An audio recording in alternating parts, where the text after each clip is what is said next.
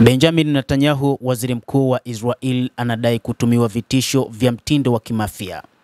Benjamin Netanyahu, waziri mkuu wa Israel, anasema kwamba mkuu wa Shin Bet anatumia vitisho vya mtindo wa kimafia, na alijibu katika tweet akisema usiku wa leo, mstari mwingine mwekundu hatari kwa demokrasia ya Israel ulivuka.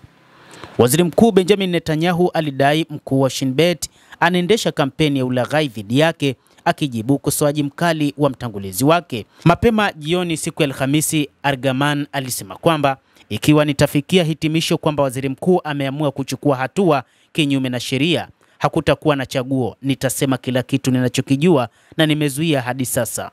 Maoni ya Argaman yanakuja huku kukiwa na juhudi za kufufua marekebisho ya mahakama. Alisema bado hajafichua habari fulani za kuatia hatiani kwa sababu anataka kuhifadhi umuhimu uhusiano kati ya mkuu wa Shin Bet na waziri mkuu Benjamin Netanyahu. Inaonekana katika utawala wa Benjamin Netanyahu kuna kutoaminiana. Hata hivyo, bwana Netanyahu amewashutumu mara kadhaa baadhi ya wasaidizi wake na baadhi ya viongozi wa vyama vya upinzani. Kuna umuhimu mkubwa kwa utaratibu kati ya mkuu wa Shin Bet na waziri mkuu, na sidhani kama ni sawa kudhoofisha utaratibu huo. Ndio maana kwa sasa ninaweka kila kitu kilichotokea siri kati yangu na waziri mkuu mahala hapa. Ni wazi kabisa kwamba nina ujuzi mwingi ningeweza kuutumia, lakini sichagui kwa sababu nilizozitaja.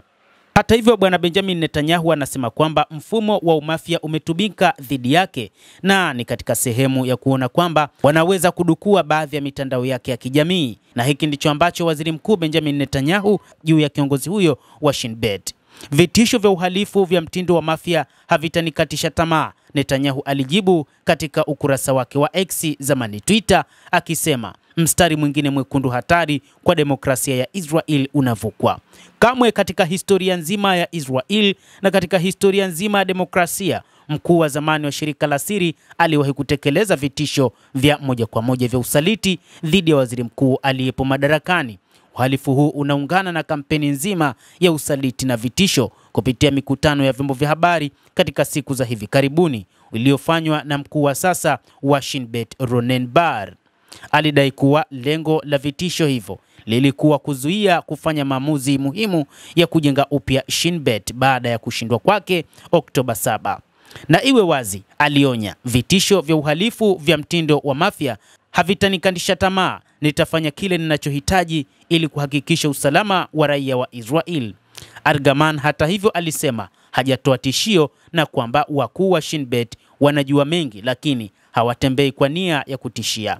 Hata hivyo alisema ikiwa tunafikiri kwamba kuna mambo ambayo tunayajua na yanahatarisha usalama wa taifa la Israel, tutayatumia kwa mujibu wa sheria. Wakati huu kumekuwa na sintofahamu miongoni mwa viongozi nchini Israel wakishutumiana kwa kila namna. Baadhi ya viongozi waliamua kujiuzulu kutokana na maamuzi ya waziri mkuu Benjamin Netanyahu. Shin Bet ni moja kati ya taasisi tatu za Israel katika masuala ya intelijensia, na ni moja kati ya maeneo ambayo yanategemewa sana kwa ajili ya kuhakikisha ulinzi wa Israel unaimarika. Na hivyo wakati huu mkuu wa Shin Bet, kwa mujibu wa waziri mkuu Benjamin Netanyahu, ameonyesha vitisho kwa waziri mkuu huyo kwamba amemtishia kimafia. Basi endelea kutufuatilia mtazamaji, na usisahau kulike, usisahau kucomment na kusubscribe channel yetu hii. Jina langu ni Adam Hussein. Endelea kuwa nasi wakati wote.